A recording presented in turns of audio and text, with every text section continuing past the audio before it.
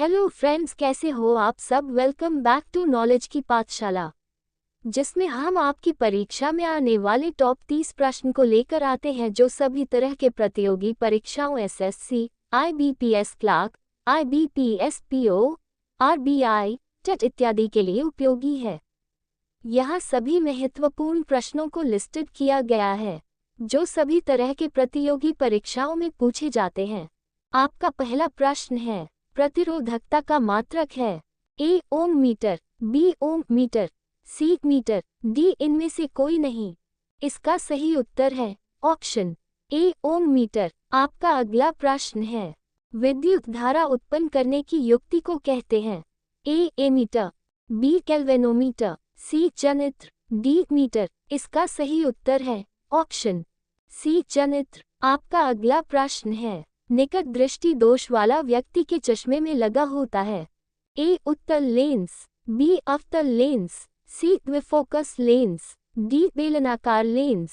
इसका सही उत्तर है ऑप्शन बी अवतल लेंस। आपका अगला प्रश्न है, दीर्घ दृष्टि दोष वाला व्यक्ति के चश्मे में लगा होता है ए अवतल लेंस, बी द्विफोकस लेंस, सी उत्तल लेंस, डी बेलनाकार लेंस। इसका सही उत्तर है ऑप्शन सी उत्तल लेंस। आपका अगला प्रश्न है, तेज प्रकाश में पुतली का आकार कैसे हो जाता है ए बड़ा, बी छोटा, सी कोई परिवर्तन नहीं, डी इनमें से कोई नहीं। इसका सही उत्तर है ऑप्शन बी छोटा। आपका अगला प्रश्न है, दूरदृष्टि दोष वाली आंखें साफ साफ देख सकती हैं ए निकट की वस्तुओं को, बी बड़ी वस्तुओं को, सी दूर की वस्तुओं को, डी इनमें से कोई नहीं। इसका सही उत्तर है ऑप्शन सी दूर की वस्तुओं को। आपका अगला प्रश्न है, मानव नेत्र में जो बिंदु प्रकाश के लिए बिल्कुल सुग्राही नहीं रहता होता उसे कहते हैं ए पीत बिंदु, बी अंध बिंदु, सी निकट बिंदु, डी दूर बिंदु। इसका सही उत्तर है ऑप्शन बी अंध बिंदु। आपका अगला प्रश्न है, मानव नेत्र में होता है ए अवतल लेंस, बी उत्तल दर्पण, सी उत्तल लेंस, डी अवतल दर्पण। इसका सही उत्तर है ऑप्शन सी उत्तल लेंस। आपका अगला प्रश्न है, उदय और अस्त होते समय सूर्य दिखाई देता है ए लाल, बी नीला, सी काला, डी पीला। इसका सही उत्तर है ऑप्शन ए लाल। आपका अगला प्रश्न है, वास्तविक सूर्यास्त और आभासी सूर्यास्त के बीच लगभग कितने समय का अंतर होता है ए 2 मिनट, बी 1 मिनट, सी 4 मिनट, डी 3 मिनट। इसका सही उत्तर है ऑप्शन ए 2 मिनट। आपका अगला प्रश्न है, इंद्रधनुष किस प्रकार का स्पेक्ट्रम है ए प्राकृतिक स्पेक्ट्रम, बी कृत्रिम स्पेक्ट्रम, सी कृत्रिम स्पेक्ट्रम और प्राकृतिक स्पेक्ट्रम, डी सभी कथन सत्य है। इसका सही उत्तर है ऑप्शन ए प्राकृतिक स्पेक्ट्रम। आपका अगला प्रश्न है, अत्यधिक ऊंचाई पर आकाश में वायुयान से सफर करने पर आकाश का रंग कैसा दिखता है ए लाल, बी काला, सी पीला, डी नीला। इसका सही उत्तर है ऑप्शन बी काला। आपका अगला प्रश्न है, किसी वस्तु का प्रतिबिंब आंख के जिस भाग पर पड़ता है वह है ए कॉर्निया, बी रेटिना, सी आइरिस, डी पुतली। इसका सही उत्तर है ऑप्शन बी रेटिना। आपका अगला प्रश्न है, चुंबकीय क्षेत्र का मात्रक होता है A newton, B tesla, C ampere, D metre. इसका सही उत्तर है ऑप्शन बी टेस्ला।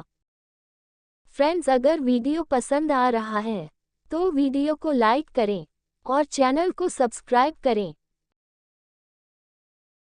आपका अगला प्रश्न है, डायनमो से किस प्रकार की धारा प्राप्त होती है ए दिष्ट धारा, बी प्रत्यावर्ती धारा, सी दोनों धारा, डी इनमें से कोई नहीं।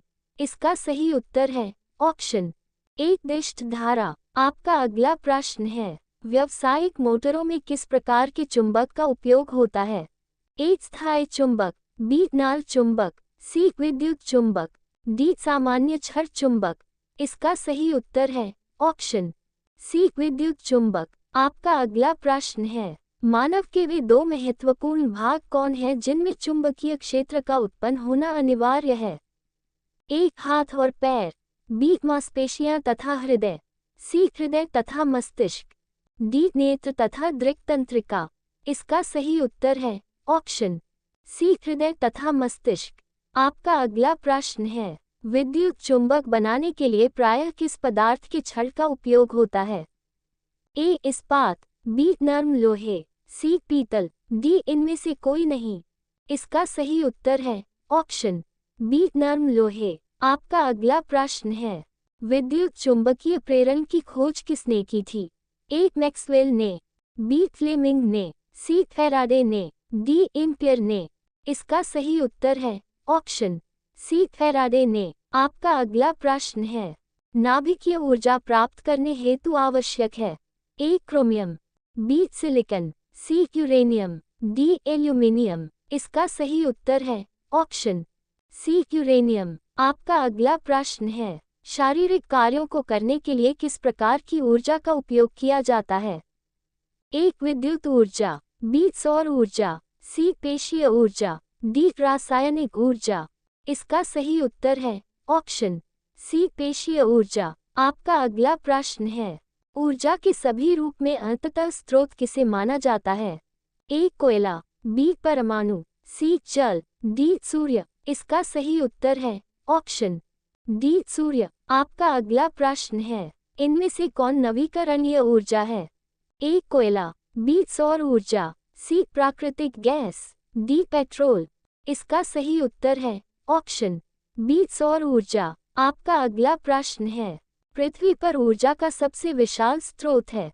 ए सूर्य, बी लकड़ी, सी चंद्रमा, डी कोयला। इसका सही उत्तर है ऑप्शन ए सूर्य। आपका अगला प्रश्न है, डेनमार्क को कहा जाता है? ए उद्योगों का देश, बी जल विद्युत का देश, सी पवनों का देश, डी खनिज पदार्थों का देश। इसका सही उत्तर है ऑप्शन सी पवनों का देश। आपका अगला प्रश्न है, सौर सेल बनाने के लिए किस धातु का उपयोग किया जाता है? ए स्टील, बी सिलिकॉन, सी अब्रक, डी शीशा। इसका सही उत्तर है ऑप्शन बी सिलिकॉन। आपका अगला प्रश्न है, सौर सेल सौर ऊर्जा को किस ऊर्जा में रूपांतरित करते हैं? एक विद्युत ऊर्जा में, बी गतिज ऊर्जा में, सी यांत्रिक ऊर्जा में, डी ताप ऊर्जा में। इसका सही उत्तर है ऑप्शन एक विद्युत ऊर्जा में। आपका अगला प्रश्न है, निम्न में से किसका उपयोग खाना बनाने वाले ईंधन के रूप नहीं किया जाता है? ए एलपीजी, बी बायोगैस, सी सीएनजी, डी कोयला। इसका सही उत्तर है ऑप्शन सी सीएनजी।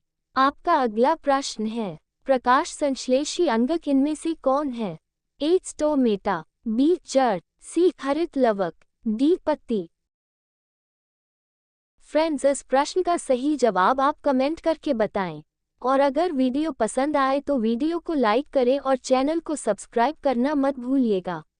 हम आपके लिए कम समय में अधिक प्रश्न लेकर आते रहेंगे। Thank you for watching.